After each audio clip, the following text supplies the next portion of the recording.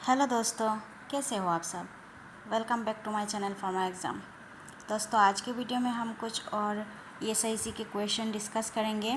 पिछले वीडियो में भी हमने ESIC के पेपर 2016 वाला पेपर डिस्कस किए थे। आज के वीडियो में कुछ और डिस्कस करेंगे। आप सभी को पता है ESIC के एग्ज़ाम आ रही है, अलग अलग रीज़न से वैकेंसीज निकली है, तो इसके लिए हम लोग प्रीवियस ईयर्स के क्वेश्चन डिस्कस कर रहे हैं। दोस्तों, अगर आप ESIC के एग्ज़ाम की तैयारी कर रहे हो या फिर कोई भी एग्ज़ाम की तैयारी कर रहे हो और अगर आप हमारे चैनल पर नए हैं और आपने अभी तक हमारे चैनल को सब्सक्राइब नहीं किया तो प्लीज़ सब्सक्राइब कर दीजिए और साथ ही बेल आइकन को भी दबा दीजिए ताकि आपको नोटिफिकेशन मिलती रहे। चलिए आज के क्वेश्चंस देख लेते हैं। क्वेश्चन क्या है। Vitamin tablet are generally formulated vitamin tablet किस तरह की होती है, किस तरह की फॉर्मुलेट किया जाता है। विटामिन टैबलेट्स को जनरली च्यूएबल टैबलेट बनाया जाता है। विटामिन सी का आपको पता है च्यूएबल टैबलेट आती है। जनरली विटामिन टैबलेट को किस तरह की बनाया जाता है, च्यूएबल टैबलेट बनाया जाता है। नेक्स्ट देखेंगे। सिप्रोफ्लॉक्सासिन क्या है। सिप्रोफ्लॉक्सासिन सभी को पता है। सिप्रोफ्लॉक्सासिन आपका क्विनोलोन डिराइवेटिव है, क्विनोलोन ड्रग है, क्विनोलोन क्लास की ड्रग होती है ना सिप्रोफ्लॉक्सासिन। ये क्या करती है, quinolones it inhibiting the DNA replication process, DNA replication को इनहिबिट करती है।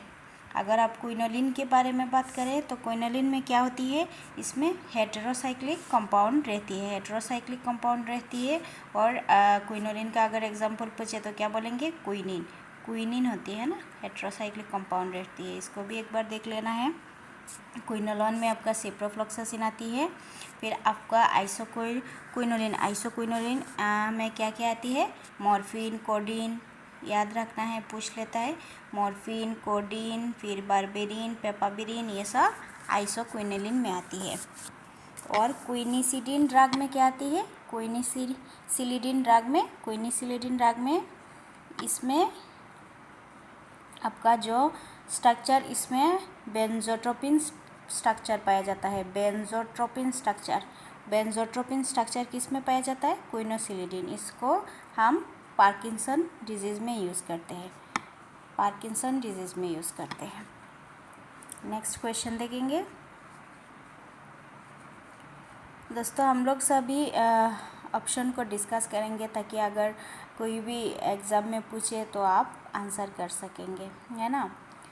चलिए नेक्स्ट क्वेश्चन देखेंगे। The crude drug with the Latin name Withania somnifera किसको कहते हैं, सभी को पता है। विटनिया सोमेनिफेरा आपका अश्वगंधा को कहते हैं। विटनिया सोमेनिफेरा किसको कहते हैं, अश्वगंधा को कहते हैं, है ना, अश्वगंधा को कहते हैं। और अगर ब्राह्मी का लैटिन नाम पूछे तो क्या है, ब्राह्मी का लैटिन नाम क्या होती है, बाकोपा मोनियारी।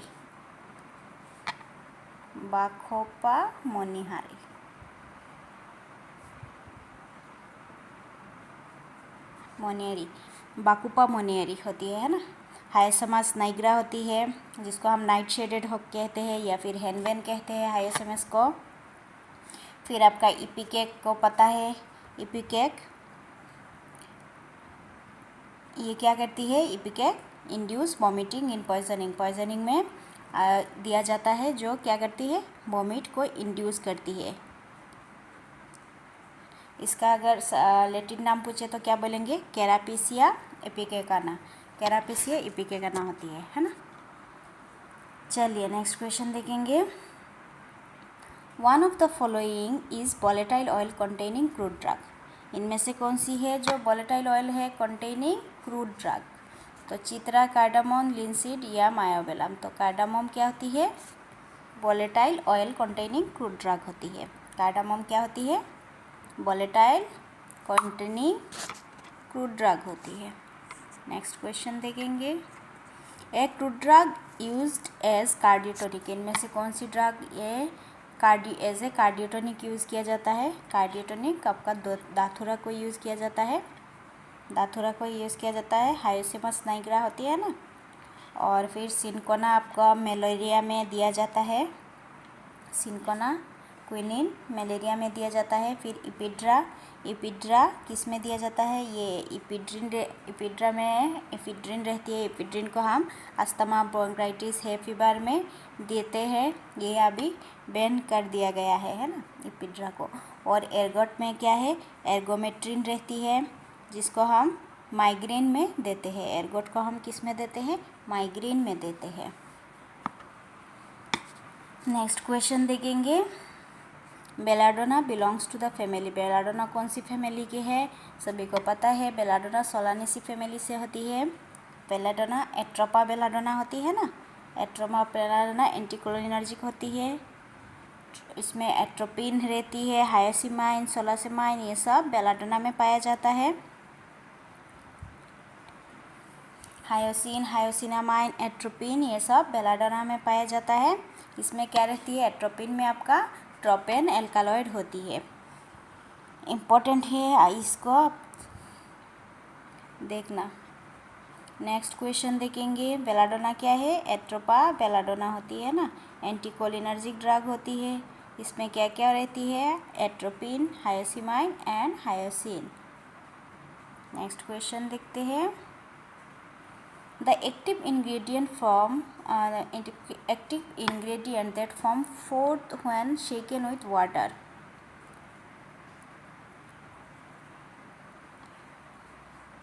अगर वाटर शेक करने से क्या फॉर्म होती है, ये सेपोनिन फॉर्म होती है। वाटर को शेक करने से क्या पदार्थ निकलती है, सेपोनिन आती है, सेपोनिन। नेक्स्ट क्वेश्चन देखेंगे, emetine is the main ingredient of. Emetine किसकी इंग्रेडिएंट है, इपिकेक की। इपिकेक की थोड़ी देर पहले हमने देखा है ना, इपिकेक की इमिटिन होती है। इमिटिन किस में दिया जाता है, वोमिट इंड्यूस करने के लिए दिया जाता है ना। इमिटिन को किस लिए दिया जाता है, वोमिट को इंड्यूस करने के लिए दिया जाता है। एमियोबाइसिस में भी दिया जाता है इपिकेकाना को। और ये इमिटिन क्या है, इमिटिन आपका ये इसको भी याद रखना है। इमिटिन का प्रॉपर्टी मायोटॉक्सिक एंड कार्डियोटॉक्सिक होती है। इसको आप याद रखना है, इमिटिन मायोटॉक्सिक एंड कार्डियोटॉक्सिक होती है। फिर आपको इमिटिन को आपको जनरली किससे दिया जाता है, सबक्यूटेनियसली और इंटरमस्कुलर दिया जाता है। ऑरली नहीं दिया जाता है, क्योंकि ऑरली अगर देंगे तो ये क्या कर देगी, वोमिट इंड्यूस कर देगी। इसलिए इसको सबक्यूटेनियसली या फिर इंटरमस्कुलरली दिया जाता है। कभी कभी पूछ लेगा, इसको आपको याद रखना है।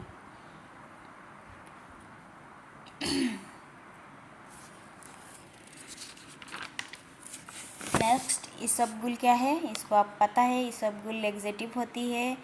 फिर पायरेथ्रम क्या है, पायरेथ्रम ये इंसेक्टिसाइड होती है, इंसेक्टिसाइड है। और रोबार्ब क्या है, ये पार्गेटिव यूज़ किया जाता है ना, रोबार्ब को हम एज ए पार्गेटिव यूज़ करते हैं।